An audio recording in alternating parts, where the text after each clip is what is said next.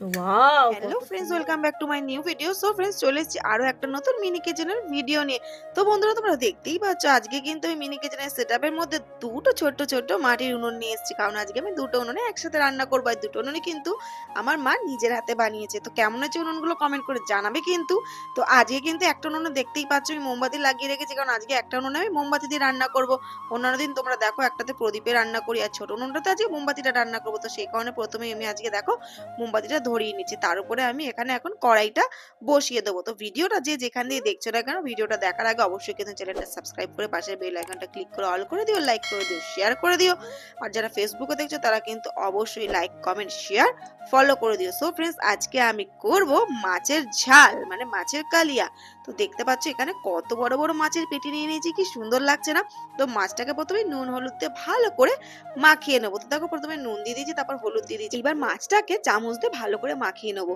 কিন্তু এই মাছ ভাজার সঙ্গে আমার একটা খুব খারাপ জিনিসের অভিজ্ঞতা আজকে হয়ে গেল। মাছটা যে আমি ভাজতে যাব, আমার ক্যামেরাটার সঙ্গে আজকে খুব বড় একটা দুর্ঘটনা ঘটে যাবে। তোমরা ভিডিওটা দেখতে থাকো, তাহলে বুঝতে পারবে। তেলটা আমার গরম হয়ে গেছে, এবার মাছগুলো আমি একটা একটা করে তেলে ছেড়ে দেবো।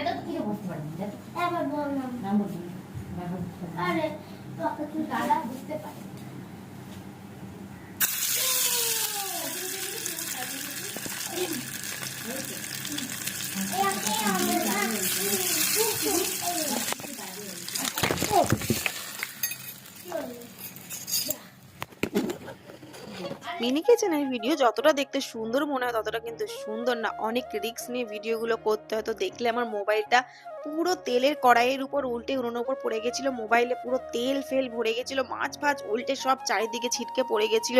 তো আবার মোবাইলটা আমি তুলে ভালো করে পরিষ্কার করে উনুন ফুনুন পরিষ্কার করে নতুন করে আবার কড়াইতে তেল দিয়ে তেল গরম করে মাছগুলোকে আবার নতুন করে ফ্রেশ করে আমি ভাজা শুরু করছি। দেখতে পাচ্ছ কত ভয়ঙ্কর অভিজ্ঞতা হয়েছে আজকে আমার। তো অনেক রিস্ক নিয়ে আজকে এখন আমি ভয়ে ভয়ে ধরে ধরে কড়াইটা আমি মাছগুলো ভাজছি। তো দেখো মাছগুলো কিন্তু আমার প্রায় অনেকটাই ভাজা হয়ে এসছে। আর এখানে দেখো আমার মোমবাতিটাও কিন্তু গলে শেষ হয়ে যাচ্ছে। এইভাবেই কিন্তু মানে মিনি কিচেনে ভিডিও করতে অনেক সমস্যা হয়, কারণ বারবার করে নিভে যায়, শেষ হয়ে যায়। তো তখন আবার নতুন করে আমাকে আবার সেটাকে আবার তৈরি করতে হয়। তো দেখো আমি কড়াইটা নামিয়ে দিয়ে আবার নতুন করে মোমবাতি ধরিয়ে তেল গরম করে আমি আবার মাছ ভাজছি। এইভাবেই কিন্তু অনেকক্ষণ ধরে আস্তে আস্তে আস্তে আস্তে মিনি কিচেনের এই ভিডিওগুলো আমাকে শুট করতে হয়। কারণ আমি প্রথমে দেখতে অন্যের ভিডিও দেখে ভাবতাম হয়তো খুব সুন্দর, খুব সোজা, মানে কোনো ব্যাপারই না। কিন্তু অ্যাকচুয়ালি কিন্তু যতটা সোজা, যতটা মজার লাগে অতটা কিন্তু সোজা নয়। তো বন্ধুরা দেখো মাছগুলোর একটা পাশ কিন্তু খুব ভালোভাবে ভাজা হয়ে গেছে, আমি একটা পাশ আস্তে আস্তে উল্টে দেবো। এইভাবে উল্টে পাল্টে মাছগুলোকে ভালো করে আমি ভাজা ভাজা লাল লাল করে ভাজা ভাজা করে নিলাম। তো ভাজা হয়ে যাওয়ার পরে আমি একটা প্লেটে মাছগুলো তুলে নেবো। দেখো কত সুন্দর লাগছে না পিসগুলো, মানে মিনি মিনি পিস, তো দেখতে খুব সুন্দর লাগছে। তো যাই হোক, আমার হয়ে গেছে মাছগুলো ভাজা। তো এবার আমি পাশের উনুনটাও ধরিয়ে নেবো, কারণ আর আর অল্প কটা মাছ আছে, সেই মাছগুলো ভাজা হতে হতে আমি এই পাশের উনুনটাই আমি ধরিয়ে কড়াইটা বসিয়ে দেবো। আর একটা কড়াই, কারণ কড়াইয়ে আমি তেল দিয়ে দিলে সেই তেলটাও গরম হতে থাকবে। তো ততক্ষণে আমার এদিকে মাছগুলোও ভাজা হয়ে যাবে, আর এদিকে আমি তরকারিটাও কষাতে শুরু করে দেবো। তো আমার একটু তাড়াতাড়ি হবে।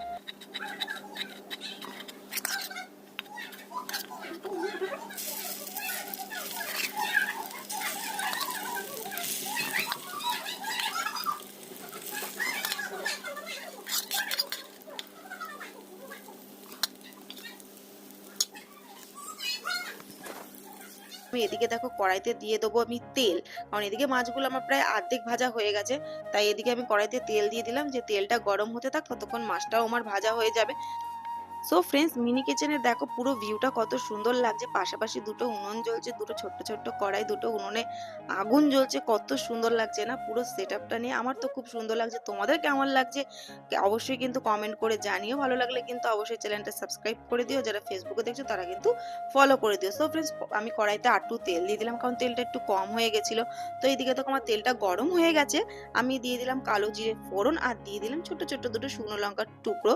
তো এরপরে আমি দিয়ে দেবো একসাথে পিঁয়াজ পেস্ট আর টমেটো কুচি আর লঙ্কা কুচি একসাথেই করা ছিল। তো আমি আর আদা রসুন পেস্ট সবটা একসাথে করা আছে। তো সবটাই আমি তেলের মধ্যে দিয়ে ভালো করে নেড়েচেড়ে ভাজা ভাজা করে নেবো। আর এদিকে দেখো আমার মাছটাও কিন্তু ততক্ষণে প্রায় ভাজা হয়েই এসছে। এবার মাছগুলোকে কিন্তু আমি একটা একটা করে নামিয়ে নেবো। মাছগুলো পুরো লাল লাল করকরে করে ভাজা করেছি।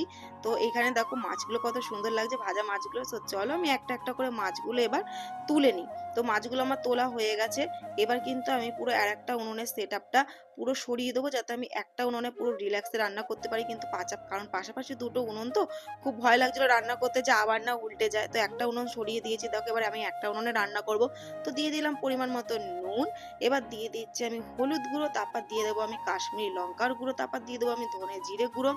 তো চলো এবার সবকিছু দিয়ে আমি এটা ভালো করে সুন্দর করে মশলাটাকে আমি খুন্তি দিয়ে নেড়ে চেড়ে কষিয়ে নেবো। যেহেতু ছোট্ট জায়গা, অল্প অল্প করে আস্তে আস্তে করে এটা প্রদীপ দিয়ে রান্না করছি। প্রদীপের আলোয় আমি দেখো কত সুন্দর করে আমি রান্না করছি।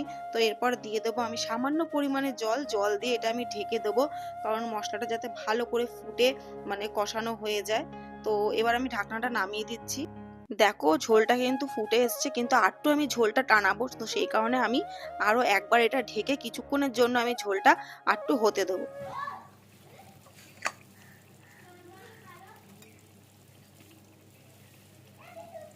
দিয়ে দেবো মাছগুলো, এবারে মাছগুলো দিয়ে ঢেকে দিলে কালিয়া।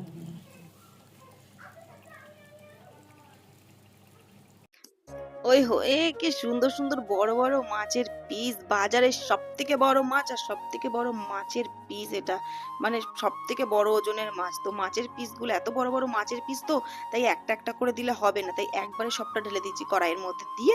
মাছগুলো ভালো করে আমি সাজিয়ে দিয়ে এবার ঢেকে দেবো। ওয়াও, কত সুন্দর হয়েছে! তোর বউ এত সুন্দর রান্না করতে পারে না। সো ফাইনালি আমার মাছের ঝাল রেডি, বা মাছের কালিয়া দুটোই যাই বলো, পুরোটাই রেডি হয়ে গেছে। কিন্তু কড়াইটা এত গরম হয়ে গেছে, আমি কিভাবে নামাবো সেটা ভাবতে পারছিলাম না, মানে ধরতেই পারছি না, এত গরম হয়ে গেছে, লোহার কড়াই না। তো যাই হোক, অনেক কষ্টে শেষটা আমি মাছের ঝালটা এই প্লেটটায় নামালাম। তো দেখো কত সুন্দর লাগছে দেখতে। আমি পুরোটা কাচিয়ে কুচিয়ে নামিয়ে নেবো। কালারটা এত দারুণ এসছে, এত দুর্দান্ত এসছে, মানে কি বলবো। আমার লোভ লাগছিল, এত গন্ধটাও কিন্তু সেই বেরিয়েছিল। তোমাদের কেমন লাগলো অবশ্যই কিন্তু কমেন্ট করে জানাবে। ভালো লাগলে কিন্তু আমাকে বলবে, অবশ্যই অবশ্যই কমেন্ট করবে। তো উপরে ধনেপাতা ছড়িয়ে দেওয়ার পরে দেখো লুকসটা আরো চেঞ্জ হয়ে গেছে, আরো সুন্দর লাগছে দেখতে। সো ফাইনালি আমার মাছের ঝাল রেডি। ভালো লাগলে অবশ্যই কিন্তু চ্যানেলটা সাবস্ক্রাইব করে পাশের বেল আইকনটা ক্লিক করে অল করে দেবে, লাইক করে দেবে, শেয়ার করে দেবে। যারা ফেসবুকে দেখছো তারা কিন্তু অবশ্যই লাইক কমেন্ট শেয়ার আর ফলো করে দিও। মাছের পিসগুলো কেমন লাগছে কমেন্ট করে জানাবে। আর নেক্সট ভিডিওতে তোমরা কি রেসিপি দেখতে চাইছো মিনি কিচেনে সেটাই কমেন্ট করো। সো দেখা হচ্ছে আরো একটা নেক্সট ভিডিও নিয়ে। So by.